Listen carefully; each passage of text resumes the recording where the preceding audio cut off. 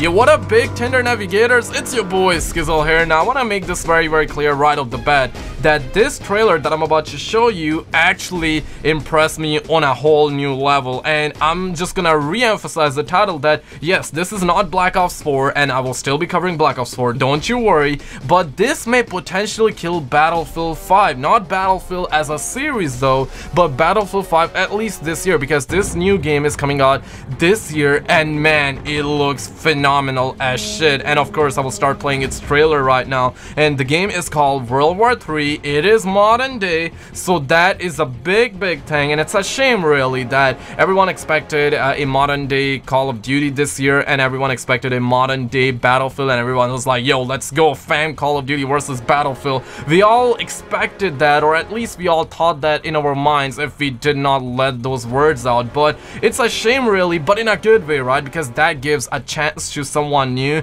to some new developers to come out and take that, right? So in a way I'm kind of hype about this, and at the same time I'm kind of happy, but there's just a lot more to it, something that I just discovered recently on their website, and the amount of customization that this game is gonna have that looks real, that is genuine, is just beyond me, and I will show you that in just a little bit. And trust me, you do not want to sleep on that. And obviously by the time I'm actually talking, you have watched a little bit of the trailer, you probably have formed your opinions. Maybe you like it at this point, maybe you don't, maybe you're like, damn son, this looks phenomenal, and that's exactly was my reaction. And the game is not really modern. It is what I mean to say here is that the game has modern day technology, everything is modern, but the game is set in 2026. I will put a picture in just a little bit because it has description and everything like that. But first of all, I want to give a big shout out to Level Cap Gaming, because I watched a video from him and his video was about this game, so I'm aware about this game because of him, so he's the reason. And I was like, damn, I gotta actually make a video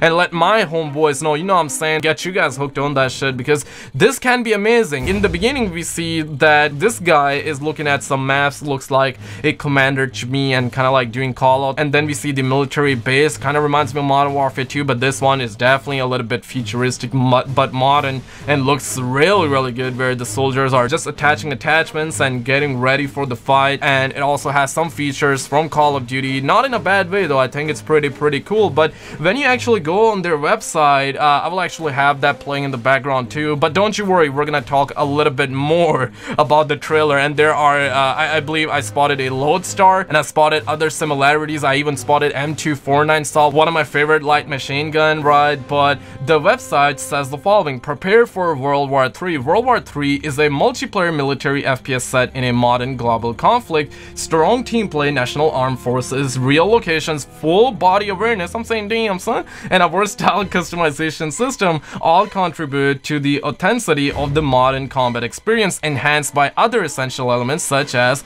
a robust ballistic system, advanced armors, and real-life like weapons produced in cooperation with military R&D centers and consultants. World War 3 shows the consequences of every battle in the context of a global war campaign on a strategic war map. And right here we see a picture, and they clearly show that this game is gonna be set in 2026, and it says the following: modern battlefield experience. World War 3 presents a modern conflict with techniques and procedures inspired by true combat engagements. All of this packed into two exciting game modes. Warzone offers opportunities for dynamic, intense firefights and teamwork, focused battles of infantry and armed units over fortified points. The tactically oriented recon allows players to cooperate within small reconnaissance, I can never pronounce that word correctly, squads left on their own to survive and capture high-value targets in hostile territory. Together, these modes create a coherent gameplay experience aimed at presenting the actual feel of modern warfare. And I'm saying damn son, and it also kind of reminds me of Modern Warfare 3. Now if you guys remember, the alternate name of Modern Warfare 3 was World War 3. It was kind of like its slogan, right? So I was kind of like blown away. I was like, damn son, that actually blew my mind. But then they also say the following, and this is very important, because they actually said that this game will be kind of like an early access. They did not say that, but I'm kind of actually speculating on that, because they are going to launch this game, and this is going to be a community driven game where they're going to take my and your and everyone feedback, and they're gonna change things, and they're gonna add more things. You know how Fortnite is, right? They started off with the early access, and now they're just growing every single week, right? So I mean, I personally love that formula because you start off small and then you get people hooked on the game and then you kind of constantly update the game. So I feel like that's the way to go. But they say the following: community-driven development, all hands on deck. World War 3 is being developed by competitive gamers who grew up playing FPS games, and I think this is very important because obviously someone who can make great games needs to be someone who plays the game. So I mean, this is very, very important, and that was their opening line here. So I'm very, very happy with that. And they say the following: as an indie studio, we strongly believe that community input is crucial in creating enjoyable and memorable games. We want to invite all of you to take part in the common effort of making World War 3 the game you always wanted to play. And then we see some pictures here and there which I'm not really gonna read, but at the same time I kind of want to read, so you know what, why the heck not? And I do want to say this: after that I will show you the customization option, so do not worry. But they say national pride, keep the flag flying. World War 3 is heavily grounded in military realism, offering accurate depictions of weapons, uniforms, and equipments of national armed forces. And you know what's important here is that genuine and realism plus the uniforms. And uniforms is something that that was something really big with Battlefield, but this time around the amount of customization or the colorful customization that Battlefield 5 will have is actually pushing players away. Not myself though, I'm personally okay with Battlefield 5, but I know a lot of people don't really dig that, and they clearly mention uniforms, something that is a big part of making a realism FPS military type of game, if you know what I'm saying. And they also say the following: all of it to inspire you to make the war effort personal and prove that your country is the dominant force on the battlefield. All maps are based on real life locations such as the streets of Warsaw, Berlin, and Moscow. More locations planned, recreated with an unprecedented attention to detail. And this actually proves that this is gonna be Russia versus kind of like Germany and everything like that. So it's gonna be a European conflict, which I'm okay with. And they also say that they're gonna add more locations, more countries, and US can be implemented in later on, so that's a good thing for sure. And like I said, man, this game is going to be constantly updated. But they also say a strategic war map as well. And then they showed this bad boy, and obviously I will be playing the video in the background while reading its description, and you can see, holy shit, man, the amount of customization that we see on the soldier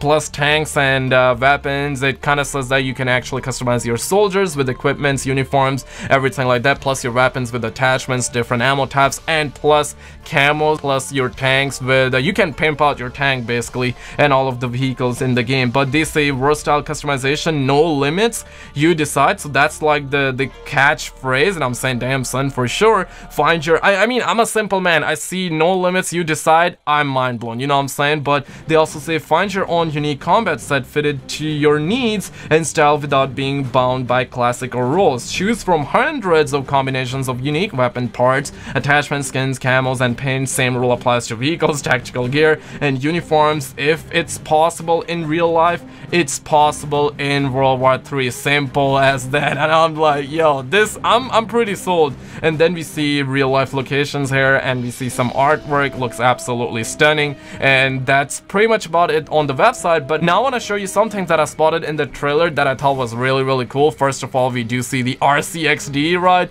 That's straight from Black Ops 1, but this time it looks much more like futuristic. It looks bigger and more real, I gotta be real, right? And then we see a fighter jet, plus we see Lodestar. I'm saying, yo, this about to be real naughty. But then we obviously see some gameplay. This is gonna be a first-person view right here. I will slow down this ride because this actually kind of reminds me of Battlefield 4, but at the same time, once the guy actually kills the guy, we see the hit marker, so that kind of reminds me of Battlefield 4 once again. Plus the font kind of reminds me of Battlefield 4, but it kind of looks modern. I mean, this kind of represents modern day to me. Plus this clip right here, I mean, we did not have that much FPS gameplay, but we had very limited, so I'm just gonna try to show you all of that in the background as well in slow-mo. But then towards the end, they actually show us this, that World War 3, obviously it's the title, but it's going to come out in 2018, so it's gonna be this year. And I think that's really big, knowing the fact that Black Ops 4 will be a near futuristic setting, or a little bit like far in the future.